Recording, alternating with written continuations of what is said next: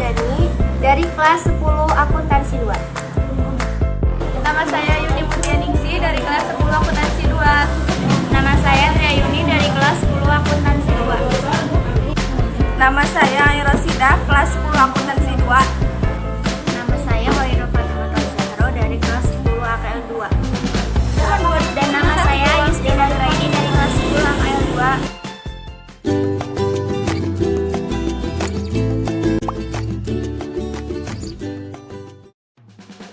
Oke teman-teman, sekarang kita akan belajar mengenai materi kehidupan politik Indonesia pada masa Orde Baru hingga Reformasi. Lahirnya Orde Baru dibarengi dengan lahirnya Super Semar yang ditandai dengan keluarnya surat perintah 11 Maret 1966 oleh Presiden Soekarno yang ditujukan kepada Lejen Soeharto yang saat itu menjabat sebagai Menteri Panglima Angkatan Darat dan Panglima Komando Operasi Pemulihan Keamanan dan Ketertiban. Super Semar dilatar belakangi oleh adanya peristiwa G30 SPKI yang menewaskan jenderal-jenderal Indonesia, sehingga muncul reaksi rakyat melalui aksi demo massa yang menentang PKI tepat pada tanggal 12 Januari 1966. Sehingga muncul Tritura atau Tiga Tuntunan Rakyat. Kemudian pada tanggal 10 sampai 11 Maret 1966, sidang paripurna dilakukan oleh Presiden Soekarno bersama Amir Mahmud. Pada sidang tersebut seluruh peserta hadir kecuali Soeharto. Namun, pada hari dilaksanakannya, sidang tersebut mendapatkan serangan dari luar gedung yang dilakukan oleh pasukan mahasiswa. Dan pada saat berpidato dalam sidang, Presiden Soekarno mendapatkan sebuah memo yang berisikan SOS bahwa istana telah dikepung. Akhirnya, Soekarno dan Kolonel Sobur pergi ke Bogor dengan disusul oleh 3 orang jenderal, yaitu Amir Mahmud, Basuki Rahmat, dan juga Muhammad Yusuf. Tetapi harus atas izin pimpinan, yaitu Soeharto. Beliau mengizinkan mereka dengan syarat jika ingin diamankan harus ada surat pernyataan. Nah, sehingga Soekarno membuat surat pernyataan tersebut dengan berisikan penyerahan kekuasaan.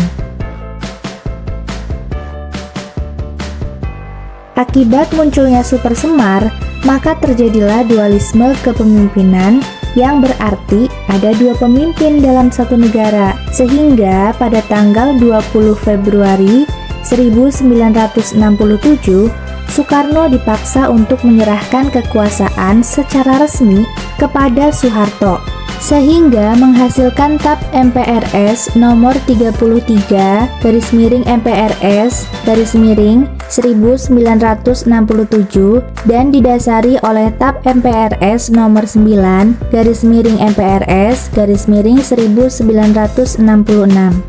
Pada tanggal 12 Maret 1967, Soeharto diambil sumpahnya dan dilantik sebagai pejabat Presiden RI. Maka secara resmi terjadilah pergantian pemerintahan dari masa Orde Lama atau demokrasi terpimpin ke masa Orde Baru. Slide selanjutnya kita akan membahas zaman Orde Baru, di mana kita akan mengetahui sejak kapan dimulai zaman Orde Baru dan pada era pemerintahan siapa zaman Orde Baru. Nah, jadi masa Orde Baru itu dimulai sejak tahun 1966, menggantikan Orde Lama yang merujuk pada era pemerintahan Presiden Soekarno. Jadi, masa Orde Baru adalah suatu penataan kembali kehidupan masyarakat, bangsa, dan negara Indonesia berlandaskan dasar negara, yaitu Pancasila dan Undang-Undang Dasar 1945. Hal tersebut dilakukan karena adanya ancaman terhadap ideologi Pancasila, peristiwa pemberontakan Gerakan 30 September atau yang sering kita kenal G30 SPKI. Kemudian, awal dari lahirnya zaman Orde Baru ini adalah ketika Presiden Soekarno menyerahkan mandatnya kepada Jenderal Soeharto melalui surat perintah 11 Maret atau yang kita kenal dengan Super Semar. Selanjutnya kita akan membahas latar belakang dan kebijakan pada masa Orba. Apa sih latar belakang dari masa Orba ini? Ternyata latar belakangnya adalah terjadinya kudeta yang dilakukan oleh Partai Komunis Indonesia terhadap kebijakan pemerintah. Pada saat itu, kerusakan juga terjadi di berbagai lokasi, sehingga keamanan negara sangat rentan. Kemudian juga membuat kekuasaan Presiden Soekarno itu melemah dan kehilangan kepercayaan dari sebagian rakyatnya dan melakukan banyak demonstrasi. Untuk menindaklanjuti tuntunan rakyat tersebut, Soekarno kemudian melakukan reshuffle kabinet Dwikora. Namun, upacara tersebut dianggap mengecewakan. Karena apa? Karena masih terdapat unsur komunis di dalam kabinet baru tersebut. Kemudian yang kedua adalah kebijakan Orba. Jadi, pada masa Orba ini, pemerintah membuat beberapa kebijakan, di antaranya kebijakan ekonomi, politik, dan juga sosial. Dan kita akan bahas di slide selanjutnya. Kebijakan yang pertama adalah kebijakan ekonomi, yaitu pada tahun 1969, pemerintah Orba merencanakan program rencana pembangunan 5 tahun atau REPLITA untuk meningkatkan ekonomi nasional. Dan pada tahun 1984, Indonesia berhasil menjadi negara dengan swasembada besar.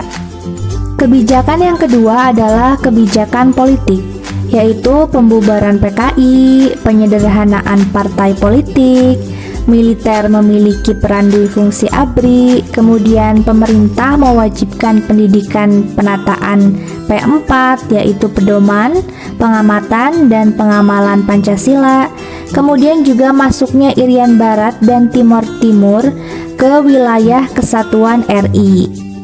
Tidak hanya itu, Indonesia juga menggagas berdirinya ASEAN dan beberapa kebijakan politik luar negeri. Yang ketiga yaitu kebijakan sosial. Jadi untuk memperbaiki kesejahteraan masyarakat pada masa itu, dibuatlah kebijakan diantaranya perencanaan program keluarga berencana atau sering kita sebut dengan KB, kemudian program transmigrasi, gerakan wajib belajar, dan yang terakhir adalah gerakan orang tua sah. Kemudian berakhirnya masa Orde Baru. Jadi berakhirnya masa Orde Baru itu disebabkan oleh situasi politik yang memanas pada tahun 1966 dan krisis ekonomi atau sering kita kenal dengan krisis moneter pada tahun 1997, sehingga memicu para mahasiswa untuk menumbangkan kekuasaan Orde Baru yang dimulai pada bulan Mei 1998. Dan akhirnya aksi demonstrasi ini berhasil menggulingkan Orde Baru. Maka pada tanggal 21 Mei 1998, Presiden Soeharto itu menyerahkan jabatannya kepada Wakil Presiden B.J. Habibie untuk menggantikan posisinya sebagai apa? Sebagai Presiden RI. Saat pemerintahan B.J. Habibie, kehidupan politik mengalami perubahan atau reformasi. Salah satunya adalah kebebasan berpolitik.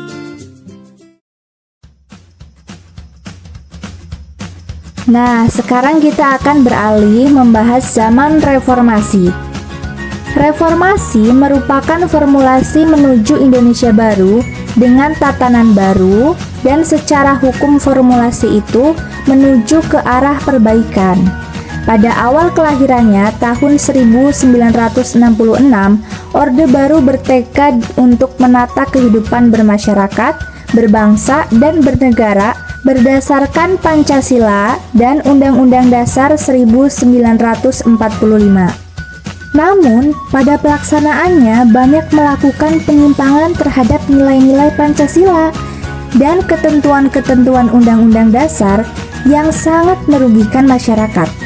Sehingga penyimpangan-penyimpangan itu melahirkan krisis multidimensional. Baik, sekarang kita akan membahas tentang latar belakang dan juga kebijakan reformasi. Yang pertama itu adalah latar belakang. Apa sih latar belakangnya? Ternyata latar belakang dari terbentuknya zaman reformasi ini adalah krisis finansial Asia yang menyebabkan ekonomi Indonesia melemah dan semakin besarnya ketidakpuasan masyarakat Indonesia terhadap pemerintahan Soeharto. Kemudian, pemerintahan Soeharto semakin disorot setelah tragedi Trisakti pada tanggal 12 Mei 1988 yang memicu kerusuhan. Dan gerakan mahasiswa pun meluas hampir di seluruh Indonesia. Di bawah tekanan yang besar dari dalam maupun luar negeri, Soeharto akhirnya memilih untuk mengundurkan diri dari jabatannya. Selanjutnya kita membahas kebijakan pada masa reformasi. Jadi yang pertama itu pada bidang politik. Reformasi dalam bidang politik berhasil mengganti 5 paket undang-undang pada masa Orba dengan 3 undang-undang politik yang lebih demokratis. Di antaranya Undang-Undang Nomor 2 Tahun 1999 tentang partai politik. Kemudian Undang-Undang Nomor 3 Tahun 1999 tentang susunan dan kedudukan DPR atau MPR. Kebijakan kedua yaitu dalam bidang ekonomi. Jadi dalam memperbaiki perekonomian yang terpuruk, terutama sektor perbankan, pemerintah membentuk Badan Perbankan Nasional atau BPPN dan mengeluarkan Undang-Undang Nomor 5 Tahun 1999 tentang perlindungan konsumen. Selanjutnya, kebijakan yang ketiga adalah kebebasan dalam menyampaikan pendapat dan pers. Kemudian, kebijakan yang terakhir, nomor 4, adalah pelaksanaan pemilu. Sekian materi yang dapat kami sampaikan. Semoga dapat bermanfaat bagi kita semua. Dan mohon maaf apabila ada kesalahan dalam penulisan dan juga penyampaian materi. Thanks for watching, keep spirit, happy study at home. Wassalamualaikum warahmatullahi wabarakatuh.